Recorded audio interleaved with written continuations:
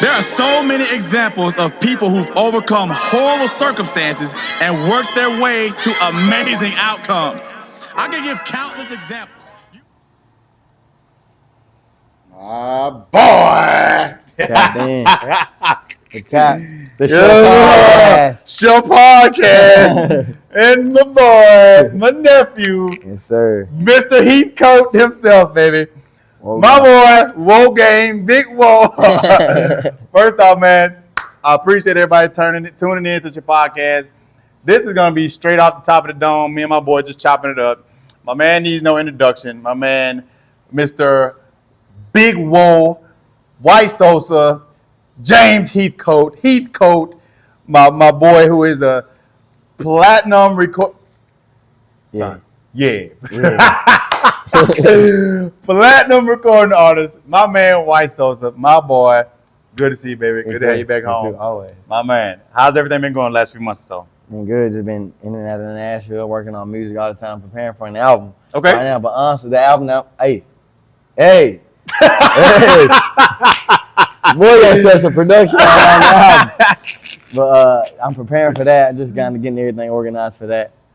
And I'm also still doing country music too. Yes, sir. I just got some big things on the way. And just staying focused, staying patient. Yeah, man. Still having my fun here and there, but really trying to stay locked in more. Dude, you're going to have fun regardless, every day, all day. Look, one of the highlights of my day is checking your TikTok. It's the funniest shit ever, dude. Oh, yeah. Guess what I'm off right now? You off TikTok? No, guess what I'm off of? Oh, right what? now? What? Pre-workout again. Oh, Lord. Look, man, I could always tell when this boy was loaded up on pre-workout when he came up in here because he was just, Jack. he's so laid back. I mean, y'all already know that, man, but when he just extra crunk bouncing off the walls and extra turned up, I'm like, first question I'm going to ask, y'all let us do some pre-workout, didn't it? And when that strength kicks in a little bit more in the morning. That's when you know. So look, man, we are on, you're working on your country album. Really, well, rap and country. Both Rap and country on this album? I don't know. I'm indecisive on that. Like I'm thinking I'm gonna make it all rap, but I think I want to throw like a couple country ones because the country songs have like a lot of rap in it. Okay. Yeah, so Why not do what I'm saying? But you do both. Like, that's what I'm saying. just as well. And I don't know if people really knew how dope you were at the country side of it. Hey now, pretty girl, come here. Hey now, come on, let's get weird. Hey now, ride me like a John Deere. Hey now, baby. You know what I mean? Because they were so used to years, White Sosa rap, and that's it. When you started doing country, that was almost like you was in your element though, son. You know what I mean? I'm happy. I'm happy. Then the stories you can tell, Yeah. the way you can tell them. Son, tell me, what was it that finally flipped that switch that said, let me drop this country music, let me do this, let me tap into this side of it? Coma. Really? After it, really like Coma, like I want to tap into like more of my growing up on my dad's side of things. Yeah, just, you know, just trying to. I just started listening to more country music because when I was younger, all I listened to, like my dad was listening to country, but I wouldn't listen to it. I'll be more on my mom's side of things and listen to like pop, rap, rock, shit like that. But I started, the more I matured, I started enjoying country music. And I'm like, I can do this shit. Yeah. Because I got a pass with it, so I can do it. Yep. So I'm like, but I would never consider myself a country artist because I know what made me rap. But I consider myself just an artist. You know? I was about to say, artist. son. Just I mean, artist. you are an artist. Like some people would say genreless. I mean, I could agree because I can do it all. I can do pop. You know what? It's like basketball now. Yeah. You see how the game has evolved? It's positionless. Yeah. You got 5 dudes out there just hooping. Like, who's the point guard? You know what I'm saying? Who's the shooting guard? You got 5 dudes out. It's positionless basketball, and it's almost a little bit more fun to watch because, and again, I won't say more fun, but it's just evolved. You know what I mean? And you got, and I've always said this about you, though, baby boy. You have so many gifts, but I don't know if the world really appreciates your gifts yet. Because every time you sent some music to me to listen to, it's always fire. Like, and I don't just say that because you're my man. I mean, it's always incredible. Like the stuff that you haven't dropped, the stuff that you just, man, Cole, let me just send you something.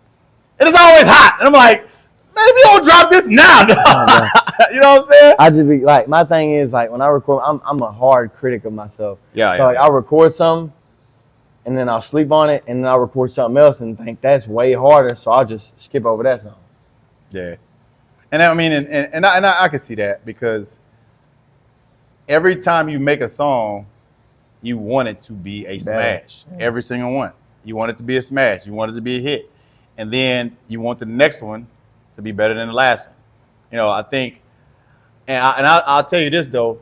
I think you kind of put yourself in a tough spot because I would say when you and Bryson jumped on the scene, that song that y'all did was just such a monster. Too many crowds, sliding in the space coupe, NASA, whoa. I just want a neck on Alaska froze. All of your girlfriend camera roll. Feeling too fly like that, show.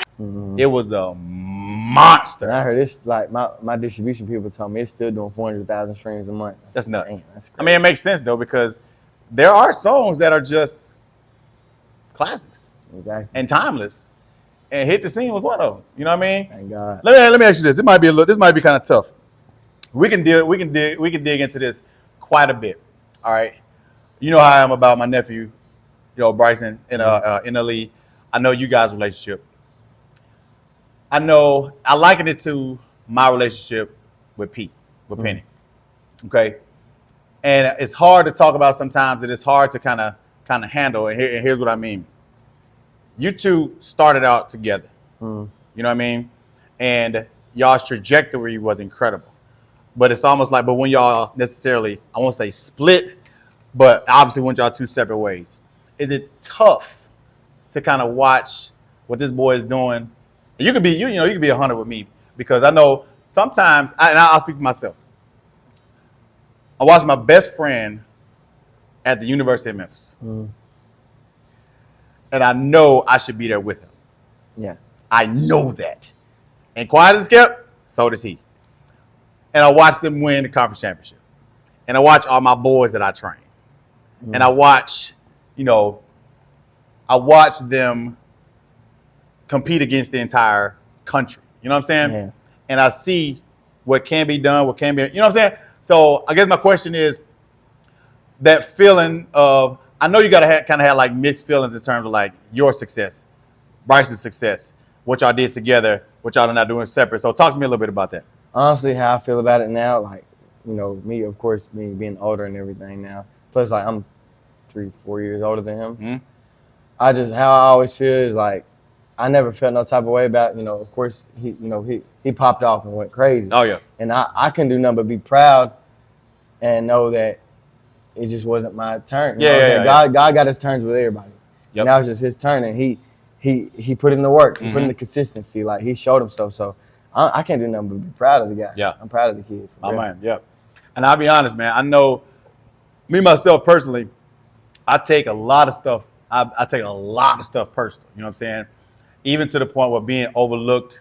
I live in a dungeon. I work so freaking hard. I know you have that blue collar, chip on your shoulder, underdog mentality. That's why I talked about you in one of the speeches. You tell me how that underdog, how that chip on the shoulder, how that overlooked mindset affects you and your music. It makes me go harder. Absolutely. It makes me just want to keep going. Yep. It makes me know, like, I did it once, I could do it again. That type of thing. Yes. When I talk to people about, winning the ring. You win one ring, it's like, now I want another. Yeah, you just want to keep going. You just want to get another one. And you're not going to stop till you get it. Yep. You're not going to stop until you get that bad boy. How is, man,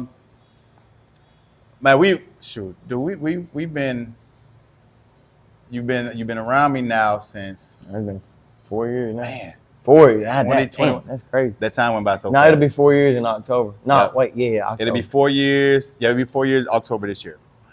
You tell me how are you feeling these days? You know what I'm saying? How's that left side? How you move? Obviously, you out here hooping. You out here spraying 3 balls in men's leagues and getting buckets.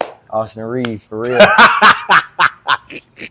This is where you hooping now. I gotta come. I gotta come to. I'm really just shooting. I ain't just gonna sound the best hooper, but I'm shooting God. But for real though, logo, whoa. I hear you. Like, Logo, whoa. But the left side, like, it's still, nerve damage is nerve damage. It comes with the brain, and this is what happens. But it's becoming a lot more functional. Like today, when I was hooping today, I just put it to. I hit a game-winning shot today, not in the real league, but just playing with my friends. Just hit a game-winning shot. But how I did it was I had to do it in and out with my left and pull it and step back and pull it. Oh, yeah.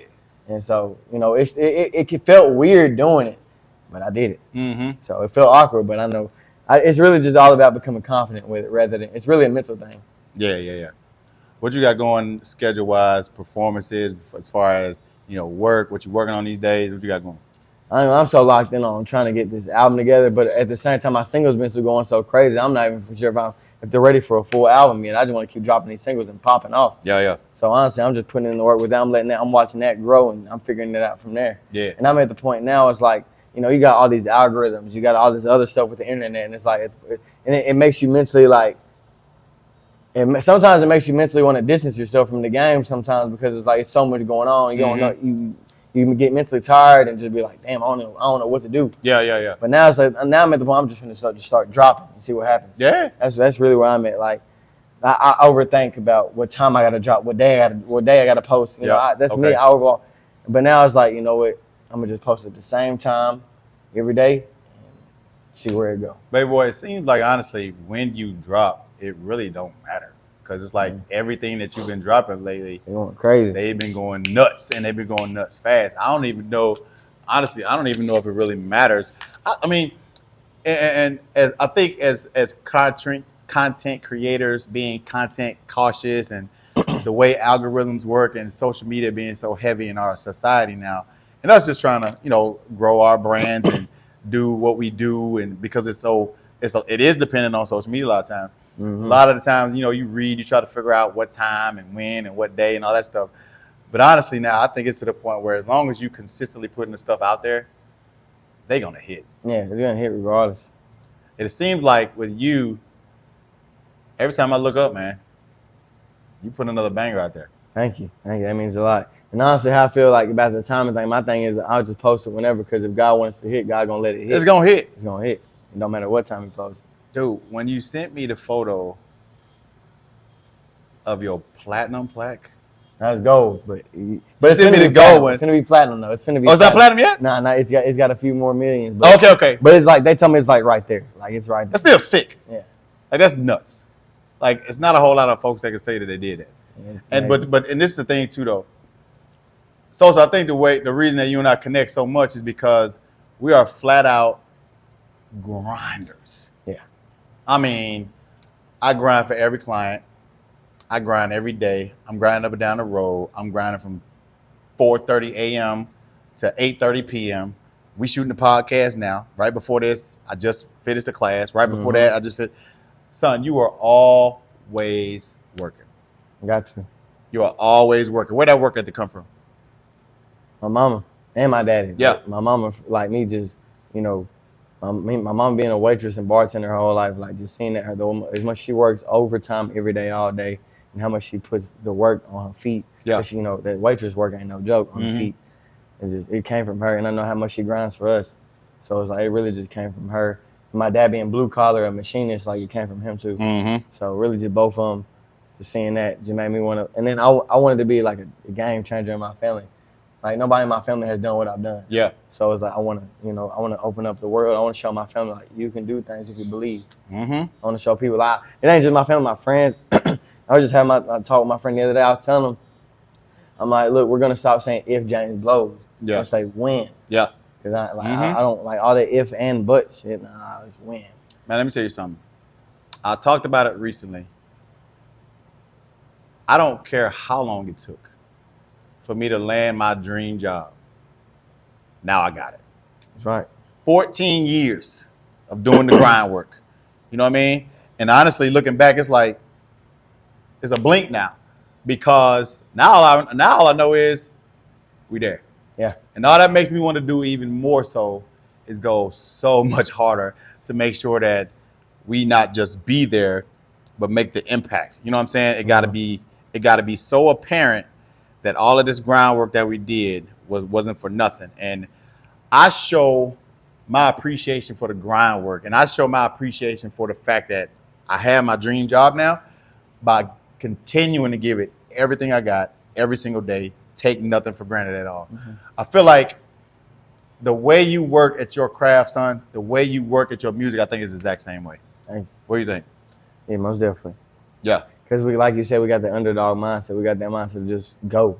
Mm-hmm. That's how I felt when I was in rehab with my coma and everything. Like, they told me I was supposed to be in there 2-3 months in rehab. I told them, hell no, I got to get out there. I know that's right. I said, so I completed rehab in 11 days. 11 days. How many days you supposed to be there? 3 months. 2-3 months. Boy, that's crazy. All that showed me is one word: determination. Mm-hmm. You know what I'm saying? Just being determined to make sure that, number one, you got to, first of all, you got a crazy will to live, to be able to go through that. The fact that you can look back on that time and say, A, I'll never want to put myself in that position again. B, I'm just so blessed to be alive because I made it through that. You know what I mean? Tell me, February, it was February 2021, wasn't it? Yeah, February 21. Yeah. You're out in LA. Were y'all shooting a video at the time? No, that was the job to go out there and do that. Okay. But it was this first night after we got off the flight, went to the Airbnb, got unpacked our stuff. We were just out and about. You know, they tried to catch, you know, the people that was trying to rob me and the girl I was with at the time. They was just trying to catch us lacking. We got away.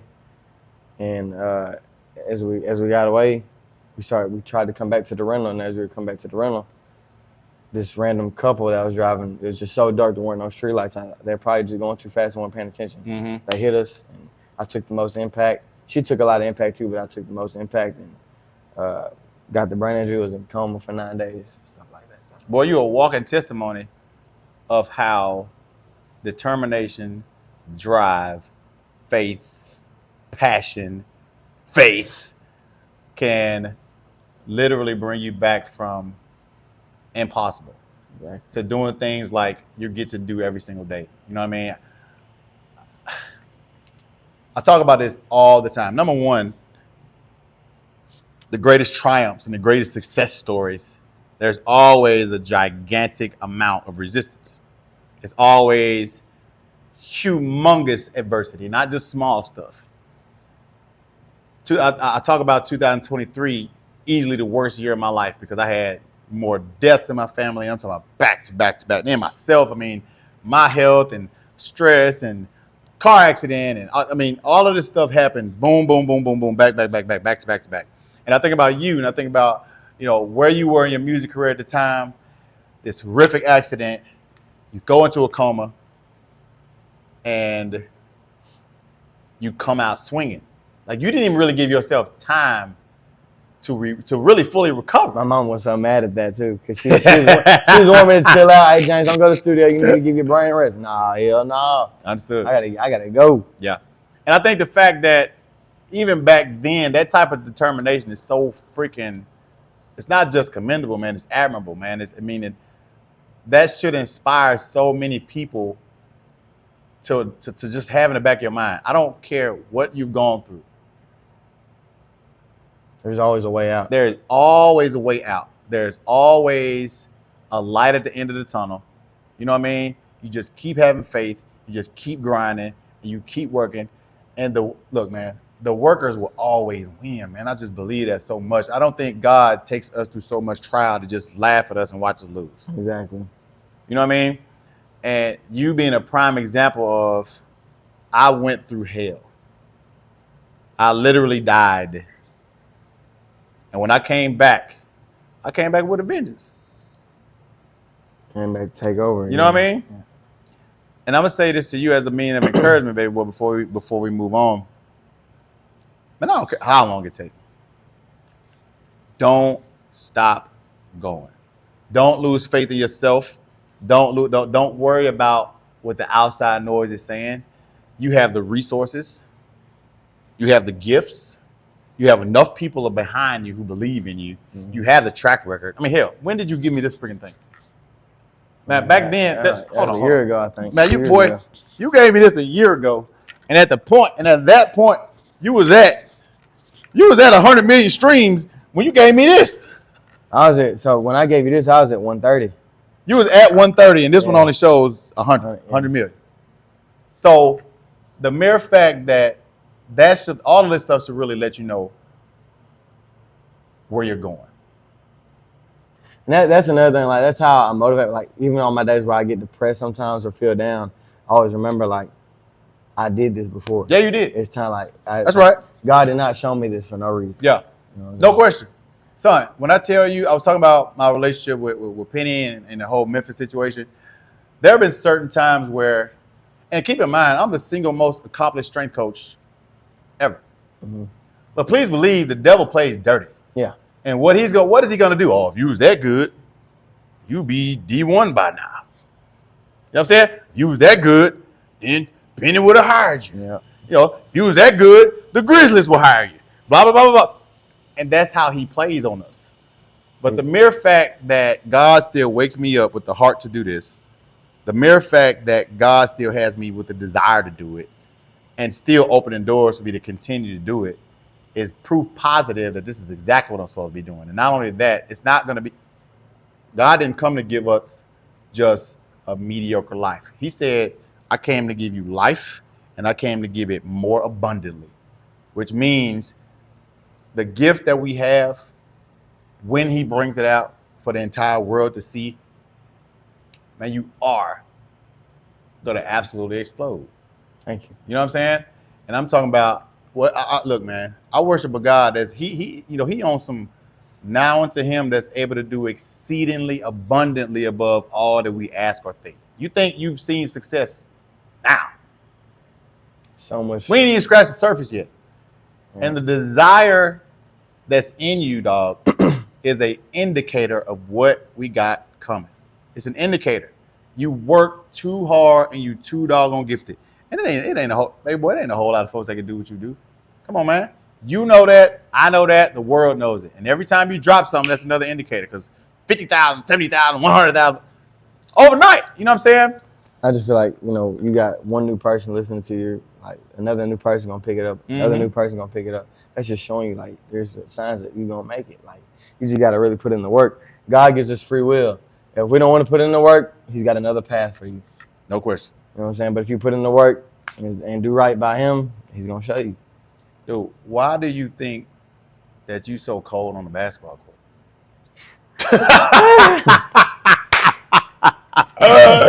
Why do you swear that you hooping like that? Because I just kept hooping even after my first day out of rehab on God went in the driveway, shot a jumper. I barely even felt my arms, but I did it, made it. I said, oh yeah, I can do this, and I'm gonna keep going on this. Baby boy, I'm gonna tell you what was so funny to me this whole time throughout our process together. 4 years. I'm not gonna lie to you. Anytime you would tell me what you wanted to do, I would make that a go. Yeah. You know what I mean? Like when I wanted to dance at Bill Street, he was like, we're gonna do it. Mm-hmm. When you wanted to dance again, when you wanted to run, when you wanted to play basketball. And I never ever wanted to say, no, I don't know if we're gonna be able to do that. Because I never believed that we couldn't. Yeah, there's always just do it. Yeah, I mean, and it's just like this with your music. It's just like this with me and my training. If you had a desire to do it, you're gonna work for it. Mm-hmm. And eventually, it's just like, shoot for the moon, you're gonna land on the stars. You work hard enough, oh yeah, you're gonna get it. If you don't get it exactly that, you're gonna get damn close. Mm-hmm. You know what I'm saying? You work too hard and you too doggone gifted and you too talented for it not to come through. You know what I'm saying? True. You tell me what it's like to be an artist here in Memphis. And you keep it a buck with me because I know. First of all, you're a white boy. Second of all, you're around all these black artists. And third of all, you're in Memphis. And how many legends around here? A lot. How many rappers? How many producers? So you be as candid with me as you want to be, son, because you got people who pull for you. But I need to know, what is it like for you to be an artist here? I mean, I've always tried to block out, the whole racial thing, like the black-white thing, just because at the end of the day, it's music. I mean, they're going to make it or I ain't. It's up to God. Yeah. I mean, I know it can be harder for a white artist, but you got artists like Justin Timberlake made it out. You got artists like Elvis that made it out. You know what I'm saying? All them guys, it's like... Who's the greatest white rapper? Eminem grew up in Detroit. All the time. You know what I'm saying? Yeah. Eminem grew up in Detroit, and look at him. You know what I'm saying? Like, went crazy. So I like how I see it is like my mindset is I've always been like selfish. I don't know if it's the right word to say, but I'm always selfish with my own thoughts. Mm-hmm. It's like I'm always focused just on me. I don't care about like Yeah, I never cared about what could hold me back. Yeah. Like I just do it. Mm-hmm. Like if it tries to hold me back, okay, let it try. I'm gonna keep going. I'm gonna push it through. Yeah. Ain't nothing ever stopped me. I had a conversation in the weight room today. Somebody was like, "Man, coach, I ain't as strong as him. You know what I mean? Why they this strong, and why I'm not that strong?" My question to him was, "Are you stronger than you were before you got here?" Exactly. You know what I mean? You busy comparing yourself to the next man. You got to compare yourself to where you once were. And what God say? Comparison is the thief to all joy. Comparison is the thief to all joy. You ain't cold like him. You ain't cold like him. You ain't this or that. You ain't blow like him. Blah, blah, blah. This nonsense. Mm-mm. You blow when your turn. When it's your turn. Yep. You know what I'm saying? You come up when it's your turn. And look, I'm going to be honest. I liken your story to my man Lincoln Perry. Yeah, my dog. My man Lincoln My Perry. dog. You know, love Lincoln Perry. He's literally like a son to me. And I went to war with college coaches on Lincoln's behalf, D1 coaches. One in particular at the University of Georgia. And these folks came to watch Lincoln lift. They came to watch him at my facility. They came to watch him at practice. They said, "Coach, everything he has, we love, but he's a white running back. And we don't recruit white running backs." And I'm a black man you saying this to about one of my kids. Yeah. And if I don't know what racism is, no nobody. So you think, even though you're talking about a white boy, you think I'm gonna be cool with that? You know what I'm saying? So what that made me want to do was go, first of all, I was even harder on him to make sure that scholarship offers was coming based off his performance. Then you related to Malcolm X. That's another big point. You know what I'm saying? That's my great uncle. So his whole vision was, first of all, I'm gonna start with my people. You know what I mean? Get us on the same page. Once he went to Mecca and he saw Muslims of all different colors, races, backgrounds, all of these people worshiping the same God, his mindset changed altogether. He said, all of y'all are my people and we can all be together. But that's when he became a threat. Mm-hmm. Because now, as far as the nation was concerned, now you about to mess with our money. So we got to get you out of here. You know what I'm saying? And my mindset too is my doors have been open to any and everybody. Always have been. And I don't take discrimination lightly on no side of it. You know what I'm saying? I can't stand it at all. And I know what you deal with here in Memphis. I know the legends that you have walked and talked with right here in my gym. You know what I'm saying? I know the conversations that you've had. I know the disrespect that you personally had to deal with. And from one underdog to another, my boy, you better keep right on rocking and rolling. That's how we're gonna do Keep it. on moving. And your time, it ain't coming, dog. Your time is here. That's what I was saying. You know what I'm saying? Yes, sir. Thank you. The way you look at it got to be the way God look at it. Your time ain't coming. Sorry to Hey, hear. boy, your time is here. You know what I'm saying? And listen, man, I appreciate this, my boy. I appreciate you always. Yeah, man. Hey, man, Sha-Podcast. This was baby boy, this is episode 20. There's plenty of them. Lord have mercy. Plenty of them. Hey, Even you on the grind. watching, son? Yeah. Do you Of really? course. Yes. Got to. Speeches and everything. Got them download Apple Music. Go get them, y'all. Oh, man. Good looking. Appreciate that plug. Hey, look, shout out again. I always try to shout my sponsors out. The man Keith Cannon, R&B Dogs. Shout out to the Sugar Ghosts. Hold on. Let me give my boy some protein ice cream. Hey, boy, you ain't had no protein ice cream. Hold on now. I ain't tried this joint. Oh, yeah. Remember getting all the protein milk? Chocolate or butter pecan? Chocolate. Damn, we got a fridge in it. Something. Yes, sir. Yeah, you ain't seen that yet. Nah, I ain't see it. Baby boy, look. That's Mary Claire White, Sugar Ghost. My dessert. Hey. We came up with the idea. Protein ice cream, 25 grams of protein, that bad boy, and it's fire. Damn. It's so doggone good. Yeah. Look at you. Also shout out to Sonabox. I want you to leave them with a last word of encouragement to anybody who's grinding hard, who has gone the road that you've going the road that you're going, and even encouragement that you want to give to yourself. Guys, all I gotta say is, man, the main thing, if you want it, if you really want it, you're gonna get after it, and you just gotta keep going. The only way you'll lose is if you stop. Yes, there's such thing as losses throughout life, but you will only lose if you stop. That's right. Keep going, stay consistent, go after your goals. Don't let no background noise stop you from doing anything, because it is your dream. It's between you and God. It is your dream. It is your vision. God gave you that vision for you, not for them. So keep going. Simple as that. Heck yeah. I love it. Love you, boy. Love you too. Appreciate it, baby boy. Yes, sir. All right, y'all. It's your podcast, episode 20. That's a wrap, man. Thank y'all so much for listening. Yay!